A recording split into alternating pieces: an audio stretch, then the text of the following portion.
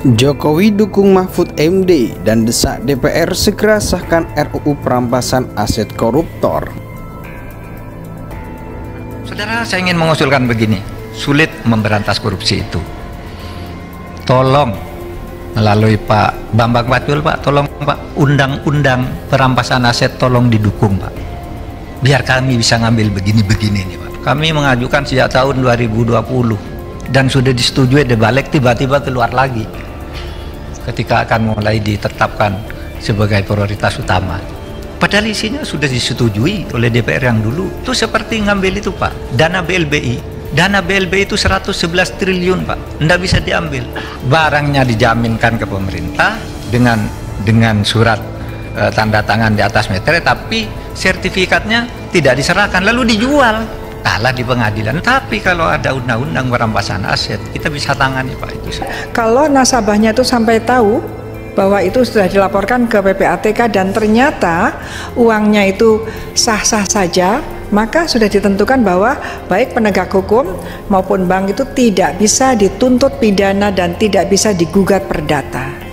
Ya memang begitu, ya sudah resiko, karena kok tiba-tiba rekeningnya tinggi ya nggak apa-apa lah, Pak. Kalau tiba-tiba rekeningnya tinggi tapi ternyata itu hasil warisan yang sah, ya nggak apa-apa diperiksa. Karena takutnya ada yang tiba-tiba tinggi dan memang betul-betul itu hasil kejahatan. Jadi hukum kan gitu, jadi hukum lebih banyak kepada melindungi kepentingan yang terbesar daripada kepentingan yang sekecil. Ada kalanya sudah dilaporkan ternyata tidak ada apa-apanya, ya nggak usah marah, karena kalau marah pun nggak bisa, karena sudah disebutkan tidak bisa gugat perdata maupun dituntut pidana, karena kita demi kebaikan. Tuh Pak Arteria aja nggak apa-apa kan, Bapak kalau apa memang uang Bapak banyak ya ternyata halal, ya udah nggak masalah kan, kalau haram baru ngeri. Nah, bagi saya, jika memang pikiran kita untuk melakukan pemberantasan korupsi yang serius, undang-undang perampasan aset ini adalah sebuah yang harus ada, ya. Koruptor tuh nggak takut dibui loh, tidak takut takut miskin gitu ya, Bang? Iya, paling mereka takutkan adalah hukuman badan nggak takut lah ya gitu. Iya, miskin. Berapa lihat kasus-kasus korupsi 18-20 tahun nanti berkurang sendiri itu dalam proses berjalannya. Tapi kalau kemudian mereka dimiskinkan, semua takut miskin. Undang-undang perampasan aset itu bukan dari sekarang, masih zaman saya lagi. Kenapa? Karena sistem politik kita itu syarat dengan money politik dan cost politik itu sangat tinggi. Sehingga demikian itu menurut saya tidak bisa diselesaikan oleh DPR sekarang. Pergantian baru. Kenapa?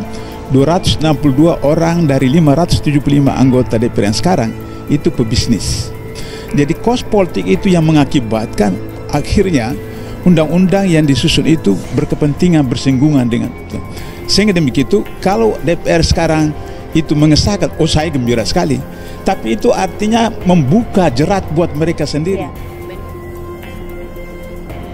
Menteri Koordinator Politik Hukum dan Keamanan Menko Polhukam Republik Indonesia Mahfud MD mengibarkan bendera merah putih atas ketegasan pemerintah dan mendorong RUU perampasan aset bagi koruptor. Hal tersebut disampaikan Mahfud MD lewat status Twitternya @mahfudmd pada Rabu 5 bulan April 2023. Sikap pemerintah, tulis Mahfud MD melengkapi video pidato Jokowi. Dalam video tersebut Jokowi menegaskan perintah mendorong agar RUU tentang perampasan aset bagi pelaku tindak pidana korupsi hingga tindak pidana pencucian uang dapat segera disahkan menjadi undang-undang. Selain itu Jokowi mendesak DPR RI untuk segera membahas soal RUU pembatasan transaksi uang kartal. Saya mendorong agar RUU tentang perampasan aset dalam tindak pidana dapat segera diundangkan dan RUU pembatasan transaksi uang kartal segera dimulai pembahasannya, ujar Jokowi. Bersamaan dengan hal tersebut, Jokowi mengungkapkan pemberantasan tindak pidana korupsi menjadi salah satu aspek yang disepakati negara-negara G20. Begitu juga dengan negara-negara ASEAN untuk menindak para pelaku tindak pidana korupsi hingga TPPU. Dalam konteks hubungan antar negara, keketuaan Indonesia dalam G20 telah menyepakati bahwa agenda prioritas dalam pemberantasan korupsi akan terus dilakukan dan sebagai ketua ASEAN, Indonesia akan menguatkan komitmen pemberantasan korupsi dan penegakan hukum di kawasan, ungkap Jokowi. Saya tegaskan kembali, saya tidak akan pernah memberikan toleransi sedikit pun kepada pelaku tindak pidana korupsi, tegasnya.